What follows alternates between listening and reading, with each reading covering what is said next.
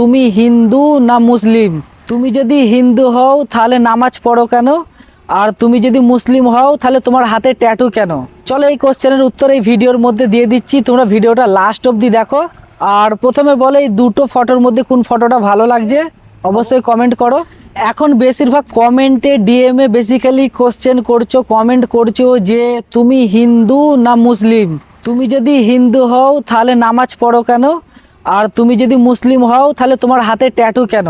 চলো এই কোশ্চেনের উত্তরটা দিচ্ছি। আমি যখন স্কুলে পড়তাম, যখন 5-6-এ পড়ি, তখন আমার একটা বন্ধু ছিল হিন্দুদের বন্ধু, তার সাথে আমার অনেক ক্লোজ বন্ধু ছিল, যাকে বলে ক্লোজ ফ্রেন্ড। আমাদের পাড়ার ছেলের সাথেও এত বন্ধুত্ব ছিল না। এখন যখন আমি টিউশন যেতাম, টিউশন ছুটি হয়ে গেছিলো, তখন আমি জনাই মেলাতে গিয়েছিলাম।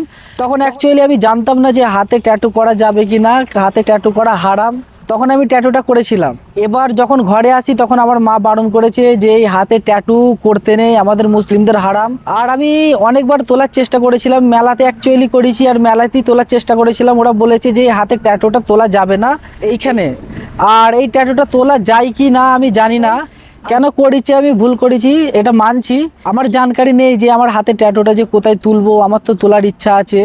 যখন করেছিলাম তখন জানতাম না, জানলেই ট্যাটু আমি করতাম না, এটা ভুলবশত হয়ে গেছে। আর যদি তোলা যায়, তোমাদের যদি জানকারি থাকে আমাকে অবশ্যই কমেন্ট করবে। আমার বেগমপুরে ঘর, সেরকম একটা কাছের লোকেশন আমাকে বলো যে আমি এই হাতের ট্যাটুটা আমি তুলতে চাই।